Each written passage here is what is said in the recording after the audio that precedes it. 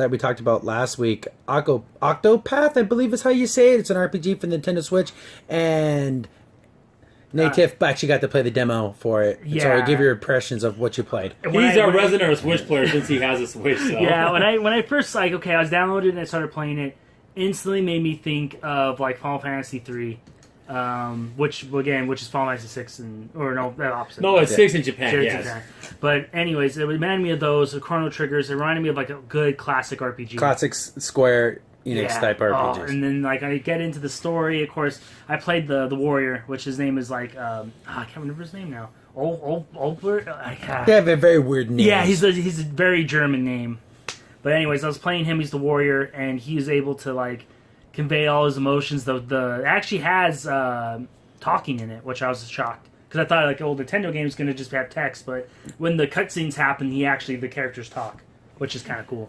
And it has a kind of a tactics look to it, I think, just by looking at the graphics. Yeah, it's very very tactics, and then also the art looks really good. Like I remember taking screenshots. It's like 2D, 3D. Mixed with 16-bit with like layered graphics. Yeah, it's almost like a storybook. Like you're looking into a 3D painting. I think Twitch more developers will do Twitch games like this. Yes. If you can't do the super high-end Xbox One graphics, then do this. It makes it look amazing. It looks amazing to me.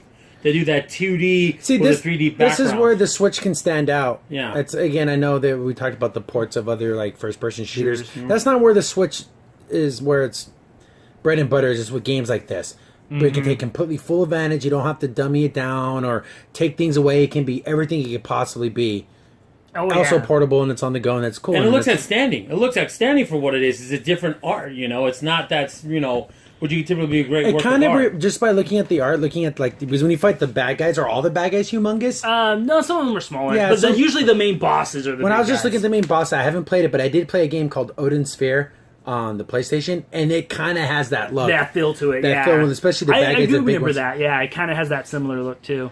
But again, the Switch has a good RPG to look forward to. Oh, yeah. And I'm glad they did a demo so people can actually play it and get a touch. See, that's one thing about RPGs. You kind of need to dip your toes in it a little bit, saying, okay, is this the thing I want to get into? So is there like a class system or a job system or anything? So far, actually, the character that you pick, I'm assuming, is the class you're stuck with. So, like, first guy is the warrior guy, and that's all he has. He's a spear and a sword. That's all he can really use. There's no magic. But all the other characters in the stories can use different things. Like the dancer can use like her magic, like fire and stuff, and then every character has their special ability.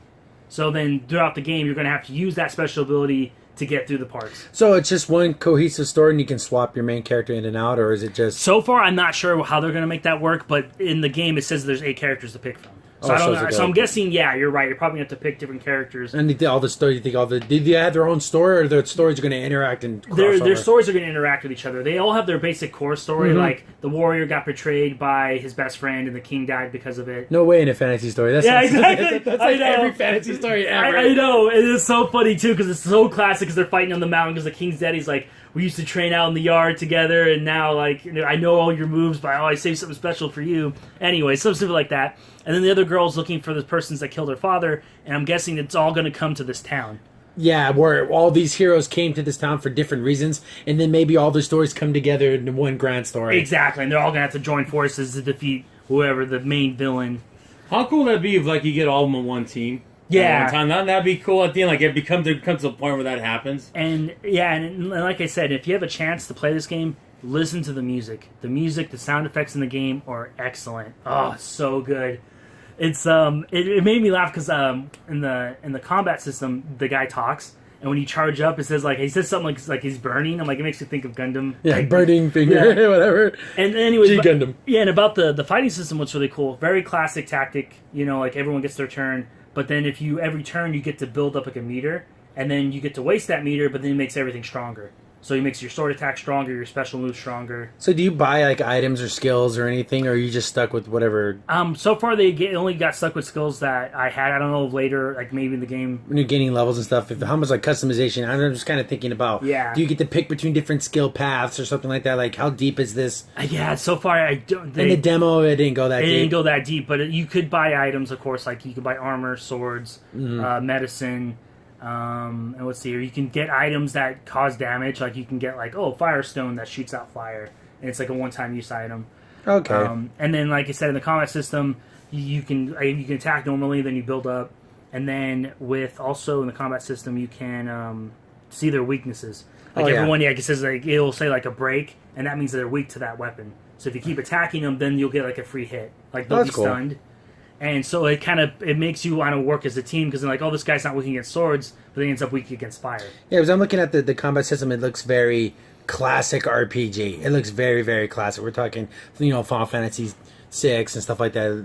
If turn-based, Super Nintendo era JRPG, yes. Which is something I miss. I kind of like this active combat system that you have in Final Fantasy 15 and what they're doing in Final Fantasy 7 Remake. It's just, I kind of like my guys stand on the right, their guys stand on the left. I pick my attacks, they pick their attacks, and our guys fight each other. Exactly. When Square Enix did that, like I said, way back in the day, it was so well. That's the way I like it. I love it. I mean, I don't mind how I go as far as 13 when it comes to that active combat system, but after that, it gets way too. I mean, it doesn't feel the same to me. I like it, like I said, the classic RPG. You attack, I attack, turn based. That's perfect. You can make it where they can even get a sneak attack on you. That's fine, as long as it's still turn based. That doesn't bother me. Exactly, and that's why I think this game does really well. And also, I think I remember his name's Olbert. So again, this I played a lot of Bravery Default. And this guy kind of reminds me a lot of that. Oh, yeah, and it's from the same creators. Oh, so there you go. That's where I'm getting this look of it. So I'm definitely looking forward to it. I don't have a Switch, but if I did, this would be on my radar. This is one of my titles I'm really going to be waiting for. It didn't say a release date, but it was kind of cool we got the demo, so hopefully next year it'll be coming out, and I will play the heck out of this game. Cool. And moving on. Hi guys, Crimson Sin here. You just watched a clip from our weekly podcast show. Be sure to check out the full podcast available here on this channel. Also, if you like the content and you want to see more of it, be sure to hit the like button and also go ahead and subscribe. Thanks for watching. Stay tuned for more.